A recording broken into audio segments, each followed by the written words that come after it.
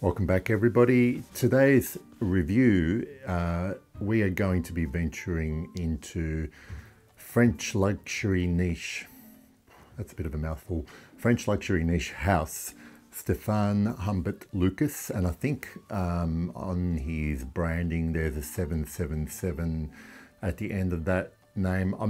I haven't looked into what that means, but you know, in terms of reviewing a fragrance, it hardly matters, and I'll link to their website in the description so you can look for yourself. It's actually a pretty snazzy website that they've got going on there, whether it's all, form over content. I'll leave that up to you to decide. The fragrance we're going to be reviewing today is called Taklamakan. I hope I've pronounced that with the accents in all the right places.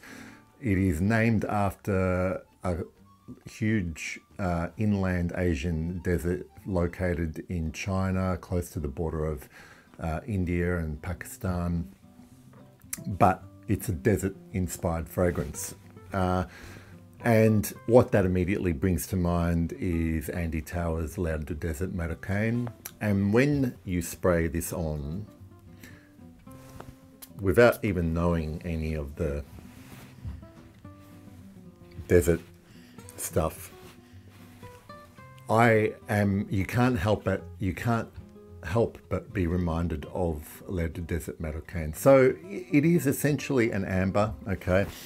This opens up, I get a strong blast really of benzoin and some kind of spiciness and woods. Now it's a very, if you like ambers, there's no doubt that you're going to like this opening, and it is a dry sort, which is why it reminded me of the Tower. So it's kind of a dry amber that it opens up with. As it begins to dry down, the spices that come out to me are probably along the lines of, it's like a combination of cinnamon and clove and maybe even star anise in there. And I'm not even sure if any of these spices are listed in the note pyramid, but I certainly feel like they're adding something to the underlying woodiness below this predominantly benzoin and labdanum. As it dries down, this fragrance gets a little bit smokier, and in a strange way, which is kind of a nice thing about this fragrance. It doesn't kind of stay dry. As it goes into the heart, it almost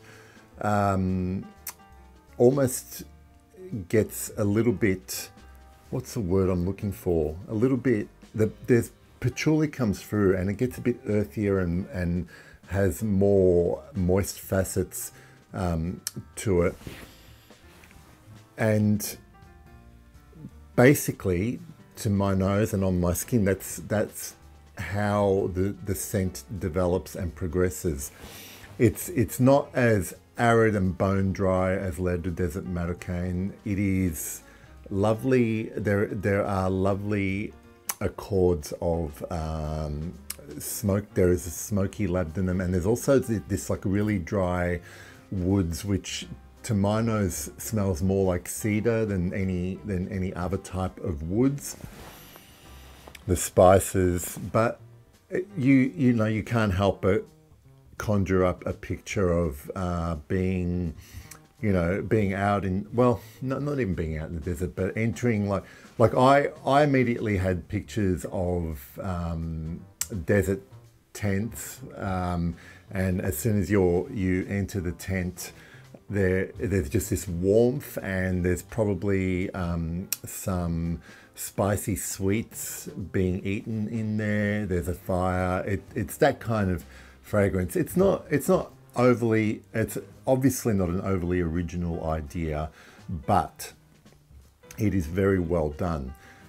However, this is the sticking point for me. I find this a lovely, essentially spicy amber fragrance. Okay, but if you've worn a lot of ambers and you've worn a lot of good ambers, there is nothing about this fragrance that will make you think that it's the best one out there, unless for some reason there is something that works really well on your particular skin.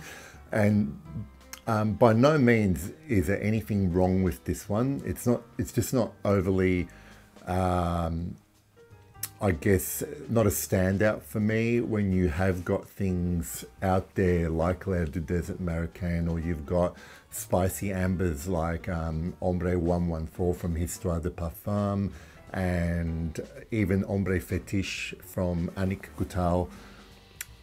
I think I know that they are all cheaper than this one here from Stéphane Humbert Lucas. This one comes in a 50ml bottle, and I have to, they are very snazzy looking bottles, as you can see from the picture, but they're not cheap. They're 50ml. The concentration is listed as parfum, not extract. I'll put it up on the screen. They had this other terminology for whatever the concentration was, but they're not cheap.